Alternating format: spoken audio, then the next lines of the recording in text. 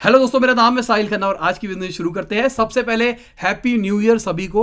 अभी 31 की रात को ये वीडियो डाल रहा हूं, हो सकता है कई लोग 1 तारीख को भी देखे, तो जो 1 को देख रहे हैं हैप्पी न्यू ईयर, और जो 31 को देख रहे हैं भाई एडवांस में पहले से बोल रहा हूं हैप्पी न्यू ईयर मेरी तरफ से और पूरी इंटेलेक्चुअल इंडीज फैमिली की तरफ से और मेरी पूरी टीम की तरफ से आपको हैप्पी न्यू ईयर। आज की वीडियो शुरू करते हैं। सबसे पहले न्यूज है जैक मा की। जैक मा ने पिछले 2 महीने के अंदर $11 बिलियन लूज किए हैं।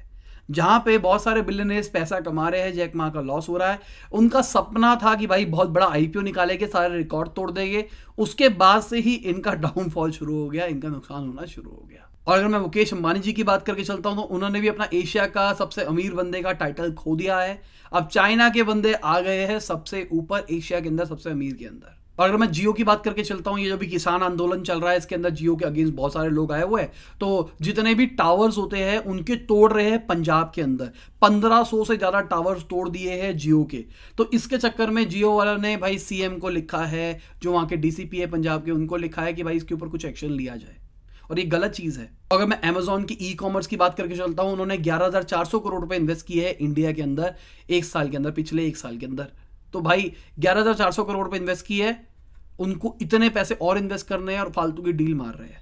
मानता हूं कि अमेजोन भी रिटेल के अंदर उतरना चाहता है, अमेजोन भी कंपीट करना चाहता है, पर ये गलत सीन हो जाएगा क्योंकि भाई गवर्नमेंट मुकेश अंबानी जी के साथ में है। 100% एफडीआई नहीं आएगी सारे के सारे सेक्टर के अंदर, तो कहीं ना कहीं एडवांटेज तो रिलायंस के पास रहने ही वाली है, आज नहीं तो कल।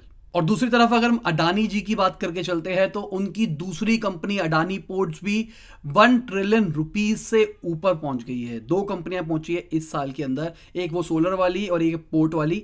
और 1 ट्रिलियन कितने होते हैं नॉर्मल हमारे करोड़ों के अंदर, नीचे कमेंट के अंदर बता दो। कुछ टाइम पहले 6.4 गीगा वॉट्स का सोलर टेंडर निकला था और अडानी की कंपनी ने सबके लिए बिड कर दिया है, पूरी की पूरी के लिए। और अगर मैं शेयर मार्केट की बात करके चलता हूं तो भाई रिकॉर्ड तोड़ रहा है, निफ्टी 14,000 से ऊपर पहुंच गया। और अगर हम बिटकॉइन की बात करके चलते हैं तो बिटकॉइन भी रिकॉर्ड तोड़ रहा है, 28,600 से ऊपर निकल गया।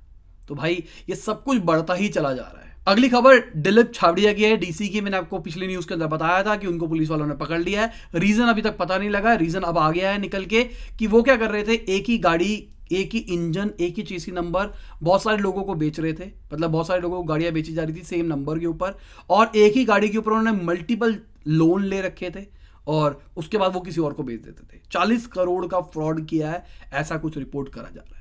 अगली खबर फ्यूचर रिटेल वाली डील के बारे में है। उन्होंने सेबी को बोला है, फ्यूचर ग्रुप वालों ने, कि प्लीज डील को जल्दी से पास करा लो। अगर पास जल्दी नहीं हुई तो इररिप्लेसेबल लॉसेस हो गए हमको। हो सकता है रिलायंस वाला ही बैकआउट कर जाए कि भाई अब मैं नहीं डील में पार्टिसिपेट कर रहा।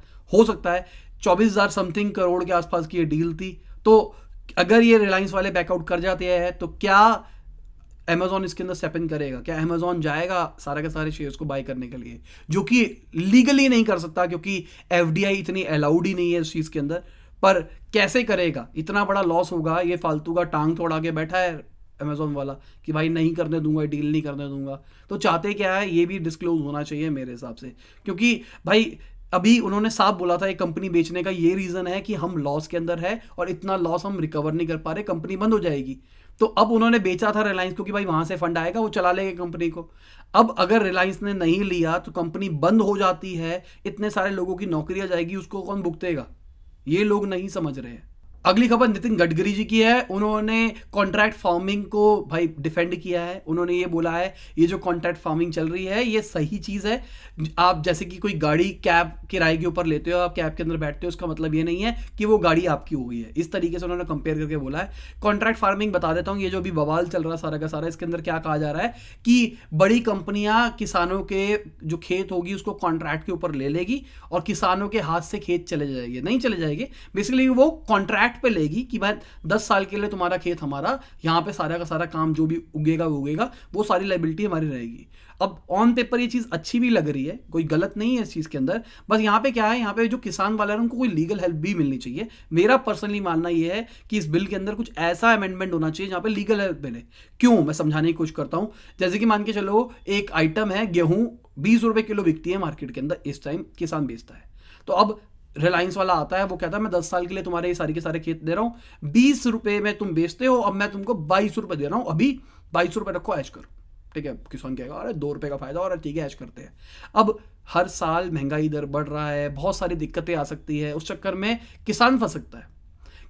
फसलों को कोई दिक्कत आ गई, इस चक्कर में रिलायंस वाला फिर उस पर केस कर दिया कि भाई तूने इतना हमारे को फसल नहीं दी है, हमने 20 रुपये में एग्री किया था इस क्वालिटी का, 22 रुपये में इस क्वालिटी का एग्री किया था, पर तू दे नहीं पा रहा, इसलिए हम तेरे को 15 रुपये देंगे। कुछ भी बवाल हो सकते हैं इस तरीके के। तो वो जो एग्रीमेंट बन रहा है ना कॉन्ट्रैक्ट फार्मिंग का, उसके ऊपर कोई लीगल हेल्प मिलनी चाहिए, क्योंकि ये कहा जा रहा था कि इसको डायरेक्टली कोर्ट में नहीं ले जा सकते, एजीम ऑफिस में ही सेटल डाउन करना पड़ेगा। मैं कह रहा हूँ कोर्ट में भी ले जाऊंगा, क्या मिलेगा?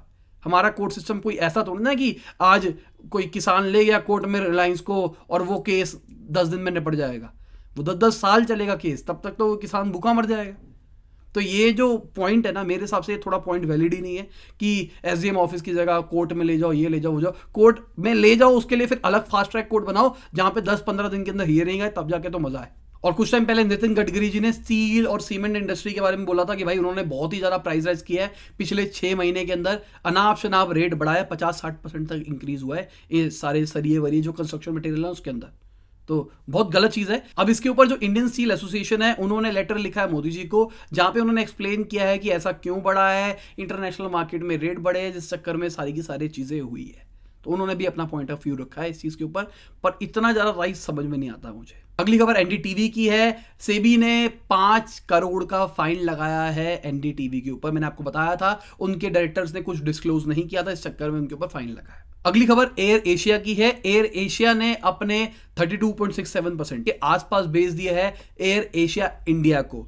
कुछ टाइम पहले एयर एशिया ने कहा था कि भाई मैं इंडिया से छोड़ के निकल जाऊंगा, मैं इंडिया में काम नहीं करूंगा, मुझे मजा नहीं आ रहा है। तो टाटा वालों ने कहा था कि भाई हम आपके शेयर्स ले सकते हैं और रिवाइव कर सकते हैं। तो अब कुछ शेयर्स ले लिए हैं, अब टाटा एक मेजॉरिटी ओनर बन के रहेगा इंडिया के अंदर एयर एशिया का। अगली खबर आरबीआई की है। भाई आरबीआई ने एक रिपोर्ट निकाली है जिसके हिसाब से इस फाइनेंशियल ईयर के अंदर पहले क्वार्टर के अंदर कम फ्रॉड्स के मामले आए हैं बैंक वाले। तो लॉकडाउन चल रहा था शायद, इस चक्कर में कम मामले आए हैं, या फिर बैंक ने बहुत संभल के लोगों को लोन दिया है, वो सोचने वाली बात है। अगली खबर आदर पूनावाला जी की है। भाई उनकी वैक्सीन को इंडिया के अंदर अप्रूवल मिल सकता है बहुत ही जल्दी। यूके के अंदर उनको मिल गया है, यहाँ पे भी मिल सकता है। तो एक क्वेश्चन पूछना चाहूंगा, कमेंट के अंदर बताना, अगर वैक्सीन आती है तो क्या आप वैक्सीन लगवाओगे या फिर नहीं लगवाओगे? क्या आपको कुछ फिशी लग रहा है सारी की सारी चीज़ के अंदर? कमेंट भी लो।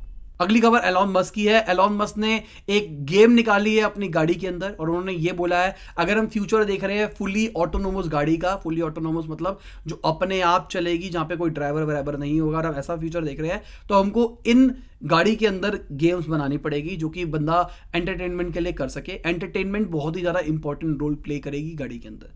सही बात है, पर वो गेम गाड़ी के अंदर खेले बंदा, या फिर अपने टैबलेट के अंदर, फ़ोन के अंदर कर ले, या फिर लैपटॉप के ऊपर काम कर ले, कुछ भी कर ले, वो भी तो कर सकता है।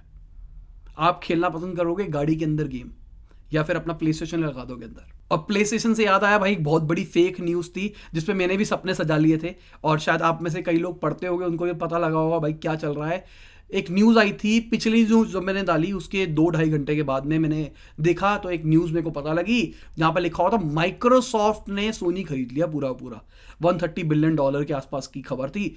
मैं तो भाई हिल गया, मैंने कहा ये क्या कर दिया इन्होंने, क्योंकि एक्सबॉक्स जो है और उसका डायरेक्ट कॉम्पिटिटर प्ले स्टेशन है सोनी का, अगर उन्होंने खरीद लिया तो पूरा कॉम्पिटिशन ही इनका, पूरी गेमिंग इंडस्ट्री इनकी हो जाएगी। साथ में माइक्रोसॉफ्ट के सपने तो थे ही फोन इंडस्ट्री के अंदर उतरने के लिए, नोकिया के थ्रू उतरने की कोशिश करी, नहीं कर पाए। सोनी का जो मोबाइल डिवीजन है वो फ्लॉप हो रहा है, तो क्या पता माइक्रोसॉफ्ट उसके थ्रू में कुछ री एंट्री कर ले। साथ में सोनी के कैमरा वैमरा बहुत अच्छे हैं, तो क्या पता माइक्रोसॉफ्ट उसके साथ में भी लिंक करके कुछ कर ले, क्लाउड कंप्यूटिंग भी ले उसके अंदर, कुछ भी ला सकता। मतलब मैंने तो पूरी वीडियो प्लान कर ली थी बैठ के, मैंने कहा मैं स्क्रिप्ट लिखता हूँ कि क्या करना है क्या नहीं करना। फिर जब मैंने उसके बारे में सोचा, थोड़ा सा रिसर्च करनी शुरू करी, उसी टाइम मुझे 2-3 ब्लॉग्स और दिखने लगे जहाँ पे पता लगा ये सब कुछ फेक है। तो फेक न्यूज़ बहुत ही गंदी चीज़ है मार्केट के अंदर, बहुत आसानी से लोगों को पागल बनाया जा सकता है। आपको क्या है, आपको न्यूज़ जो मिल रही है, मुझे कहाँ से न्यूज़ दे रहा हूँ? इंटरनेट से। इंटरनेट में जो बड़ी बड़ी पब्लिशिंग हाउस ने जो डाल रखा है, मैंने वही छाप देना आपको, वही बता देना भाई ऐसा हुआ है। तो अगर कोई बंदा वहां पे फेक प्रोड्यूस कर दे कुछ, तो पूरी कहानी बदल सकती है। अगली खबर आईसीईए की है। उनका ऐसा कहना है गवर्नमेंट को जो मोबाइल फोन्स हैं उनके इंपोर्ट के ऊपर भाई कुछ रिलैक्सेशन लानी चाहिए। बेसिकली इंपोर्ट के ऊपर बहुत ज़्यादा ड्यूटी लगा रखी है जो भी बाहर से आ रहे हैं। उनका कहना है अब कोई फ़ायदा नहीं है, क्योंकि बहुत सारी कंपनियां इंडिया के अंदर ही मोबाइल फोन्स बना रही है, तो कोई फ़ायदा नहीं है अगर रिलैक्सेशन कर देंगे। तो बहुत सारे ऐसे फ़ोन हैं जिनके ऊपर बहुत ही ज़्यादा पैसा लग रहा है, बहुत ज़्यादा प्राइस ऐड हो जाता है, जिनके चक्कर में ब्लैक मार्केट के अंदर वो फ़ोन बिक रहे हैं, वो फ़ोन भी इंडिया के अंदर प्रॉपर तरीके से आने लग जाएगी। जैसे आईफोन, अगर आप आईफोन का इंडिया के अंदर रेट देखो वर्सेस यूएस के अंदर देखो तो बहुत ज़्यादा डिफरेंस है। आप इंडिया से फ़्लाइट पकड़ के यूएस जाओगे, वहाँ से फ़ोन लोगे और थोड़ा दोस्तों से मिलोगे, एक वीडियो बनाओगे अपनी, उसके बाद फ्लाइट पकड़ के वापसी आओगे, तब भी आपके पास पैसे बच सकते हैं अगर आप सबसे बड़ा मॉडल लेते हो आईफोन का। तो अगली खबर कोटक महिंद्रा बैंक की है भाई, उनकी मार्केट कैप भी 4 लाख करोड़ से ऊपर की हो गई है। अगली खबर सैमसंग के वाइस चेयरमैन की है। उन्होंने बोला है कि भाई सैमसंग एक डिफरेंट कंपनी रहेगी। बेसिकली एक ट्रायल चल रहा है उनका, जहाँ पे उन पे ब्राइबरी केस लगा है। उन्होंने वहाँ के प्रेसिडेंट के कुछ जंप वाले को पैसे खिलाए थे अपना कोई काम निपटाने के लिए, और वो पकड़े गए हैं। तो इस चक्कर में उनको 5 साल की जेल हुई थी 2017 के अंदर। अभी वो बाहर है, उन पर ट्रायल चल रहा है। जो प्रोसिक्यूटर्स है वो कह रहे हैं कि भाई हम इनको 9 साल की जेल कराएंगे, और इस चक्कर में पूरा बवाल चल रहा है। अभी करंटली वो वाइस चेयरमैन है सैमसंग के, और 9 साल की जेल वो कह रहे हैं कि इसलिए करेंगे क्योंकि लोगों को पता लगना चाहिए कि करप्शन करने का कितना बड़ा नुकसान होता है। तो इतना बड़ा मिलना चाहिए या फिर नहीं मिलना चाहिए, आपके हिसाब से कमेंट बिलो। क्योंकि देखिए बिजनेस का एक बहुत एसेंशियल पार्ट है पॉलिटिक्स, मेरा हमेशा से मानना है। और तभी मैं पॉलिटिकल न्यूज़ हमेशा डालता हूँ अपने बिजनेस न्यूज़ के अंदर, क्योंकि मैंने एक वीडियो बनाई थी पेस्टल के ऊपर, मैं आई बटन के ऊपर दे रहा हूँ, जाके देख लेना। वो उसमें पॉलिटिकल जो फैक्टर्स होते हैं ना, वो भी बिजनेस करने के लिए बहुत ही इंपॉर्टेंट फैक्टर होते हैं। तो आप देखोगे अभी मोदी गवर्नमेंट के अंदर मुकेश अंबानी जी की ग्रोथ हो रही है, अडानी जी की ग्रोथ हो रही है। उससे पहले कोई और गवर्नमेंट थी तो किसी और की ग्रोथ हो रही थी। तो ये ऐसा नहीं है कि वो बंदे सेटिंग करके रख रहे हैं, पैसे करके रख रहे हैं। कुछ ना कुछ पॉलिसी में आप फंडिंग के थ्रू कुछ फेवर्स तो ले ही आते हो, मुझे ऐसा लगता है। अगली खबर आईआरसीटीसी की है भाई। आईआरसीटीसी ने अपनी वेबसाइट को अपडेट कर दिया है, नई वेबसाइट निकाली है। जब मैंने खोल के देखा था तो उसमें बग था, कुछ दिक्कतें आ रही थी। उसके बाद मैंने रिफ्रेश किया तो चल गया। और इतना अनाउंसमेंट वाली चीज़ नहीं है जितना बड़ा हवा क्रिएट कर रहे हैं कि बहुत बढ़िया वेबसाइट आ रही है। कुछ नया नहीं आया मेरे हिसाब से। अगर हम बात करके चले किसी पब्लिक कंपनी की, कोई मतलब प्राइवेट कंपनी की वर्सेस आईआरसीटीसी की वेबसाइट की, बहुत बड़ा डिफरेंस है यार। कोई बुकिंग साइट वाली लेके चलो, पेटीएम से कंपेयर करके देखो इसको। गवर्नमेंट की है, पैसा तो उनके पास अंधा है, अंधा ट्रैफिक है, सब कुछ है, मेन साइट है। तो मेरे हिसाब से उनको अपनी इंटरफेस के ऊपर तो काम करना चाहिए। मुझे पता नहीं आता इनके इंटरफेस के ऊपर, गवर्नमेंट साइड के किसी के ऊपर बहुत बड़ी करप्शन चलती है। मैं बोलना नहीं चाहूँगा, बोल भी देता हूँ वैसे, क्योंकि मतलब मुझे ऐसा लगता है, मैं अपना लगता है डाल देता हूँ ताकि मैं फंसूँ ना। तो मुझे ऐसा लगता है कि बहुत ज़्यादा करप्शन चलती है सारी चीज़ों के अंदर। आपको गवर्नमेंट टेंडर्स लेने के लिए, ऐसे वाले के लिए लोगों को खिलाना पड़ता है, तब जाके आपको वो टेंडर मिलता है। और आपको खिलाना पड़ता है, इस चक्कर में आपके पास मान के चलो आपको कॉन्ट्रैक्ट मिला 10 लाख रुपए का, आपने 5 लाख रुपए मार्केट के अंदर खिला दिया, 5 लाख का ये प्रोडक्ट बना पा रहे हो, तो 5 लाख में आप अपना घर भी पालोगे। तो 5 लाख में अगर आपने 5 लाख लोगों को खिलाया तो 2 लाख 3 लाख अपने पास भी रखोगे। अब 2 लाख में क्या आइटम बनेगी? इस चक्कर में सारा का सारा जो इसका डिजिटल प्रोडक्ट बनता है वो उतना अच्छा नहीं बन पाता, क्योंकि खिलाने पिलाने का बहुत बड़ा काम है। मेरे हिसाब से अगर इसको नोड पे बनाया जाए, बहुत ही अच्छे तरीके से बनाया जाए, सब कुछ नेक्स्ट लेवल सोच के, तो भी 30-40 लाख रुपए में तो फाड़ से फाड़ वेबसाइट बन जाएगी। और मेरे हिसाब से सारा पैसा खर्च किया होगा, और ये खर्च भी कर सकती है गवर्नमेंट। 30-40 लाख कुछ भी नहीं है लोगों के लिए। और नॉर्थ शॉर्ट टाइप की चीज़ें यूज़ करोगे तो सर्वर यूटिलाइजेशन भी कम आएगा। कोई सुन नहीं रहा मेरी बात को गवर्नमेंट वाला, पर मैं फिर भी अपना पॉइंट ऑफ व्यू रखना चाहता हूँ कि कितना बड़ा बवाल चल रहा है इस चीज़ के अंदर। अगली खबर न्यू ईयर पार्टी की है भाई। जितने भी कॉर्पोरेट्स हैं वो सारे के सारे कह रहे हैं हम न्यू ईयर पार्टी नहीं करेंगे, वर्चुअल पार्टीज करेंगे। और वो इंसेंटिवाइज भी कर रहे हैं कई कंपनियां लोगों को कि भाई अपनी फैमिली के साथ में टाइम स्पेंड करो, हम आपको कुछ बोनस देंगे, कुछ फायदा देंगे। तो अच्छी चीज़ है। और मोदी जी ने भी बम फोड़ा, उन्होंने बोला कि भाई नाइट कर्फ्यू लग जाएगा, सारी न्यू ईयर पार्टीज एक तरह से नहीं हो पाएगी, बहुत सारी न्यू ईयर पार्टी का नुकसान होने वाला है।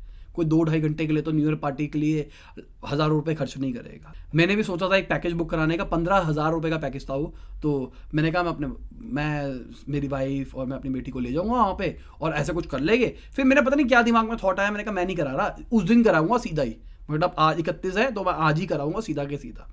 तो नहीं करवा पाया, पता नहीं क्यों नहीं करा पाया, पैसे बच गए मेरे। तो आपके पैकेजेस बने हुए थे या आपने प्लान्स पहले से ले रखे थे? क्या ये जो नाइट कर्फ्यू लगा इसकी वजह से कोई इंपैक्ट पड़ने वाला है आपको? Comment below. हो सकता है बहुत सारे लोग न्यू ईयर के बाद में देख रहे होंगे वीडियो को, तो आप बताना कि आपका कैसा बीता रात। बाय, गुड नाइट, शब बखैर, खुदा हाफिज, गुड मॉर्निंग, गुड आफ्टरनून, जब भी आप वीडियो को देख रहे हैं।